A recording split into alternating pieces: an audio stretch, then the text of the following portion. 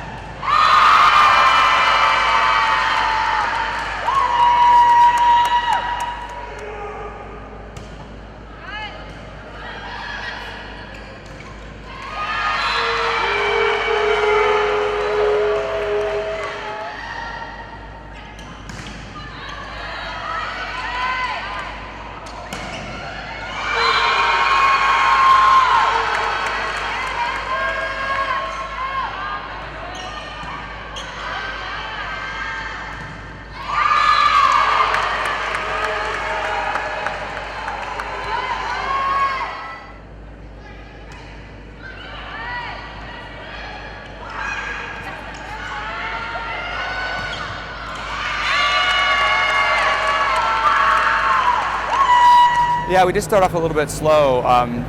During warm-ups, Kelsey Ansek had an injury of some sort and was ruled out. That was after the lineups were already turned in, so we had to kind of make the best of it in the first set. And I think we played hard, but we just didn't really execute. Maybe we were just off of our game a little bit. But then the second set was pretty touch and go. I thought Millersville they had a lot of momentum. They were scoring a lot of points off of their attacking. They did a really nice job against us and had us kind of on our heels.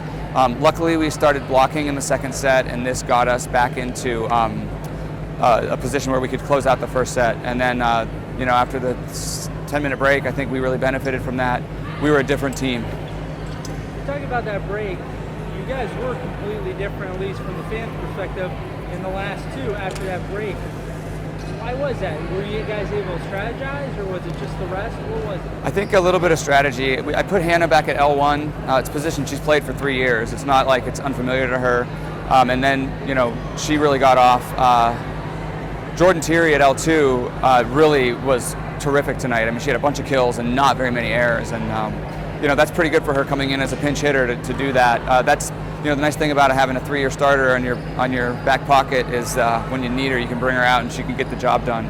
We continued to block really well in the third and fourth set. The serving was terrific down the stretch. We made some service errors, but we took them out of their game a little bit. So I think that, a little bit of tactics, but mostly just getting people in the right spot where they could make the difference for us. Looking at the numbers, I wanted to talk a little bit about Nolman. She had 39 assists, 15 digs. I think she had 5 kills in 7 attempts. If you can just talk about her action, in 5 kills and 7 attacks, was there something she was seeing that was able to create this? Well, once we started establishing our attack at the pins, they have a really terrific middle, number 20, and I wish I knew her name so I could give her credit, but she's great. Their other middle is up and coming. She's learning, and when we had her against the setter, we thought that if Carolyn didn't feel her in front of her, she could take advantage of that and just throw it to the ground. I thought that Millersville really left their middle of their court open a little bit, but we didn't take advantage of it except for Carolyn. Carolyn did a nice job, and we needed those 5 points, that's for sure. Have you talked a little bit about tomorrow? I mean, you guys continue to win at home, which you guys have done over the years. A big one tomorrow. Shippensburg comes in. I don't know what they did tonight. They were 11-1. What do you guys have to do tomorrow to be a very good Red Raider team? Well, we've got our work cut out for us. I mean, they're the defending conference champions. They're 11-1 before tonight, like you said. But more to the point, they're one of the most fight-ready teams in the league year in and year out. I mean, that starts from their coach and works its way down to their team. I'll guarantee you that they were going to come in here and play hard like they always do. Reminds me when Charles V invaded France and he landed and said, how long is it to Paris? And they said to him, well, it's maybe 13 days, but they're going to be days of fighting. We might get to 25 tomorrow before they do, but it's going to be 25 points of fighting, I promise you that.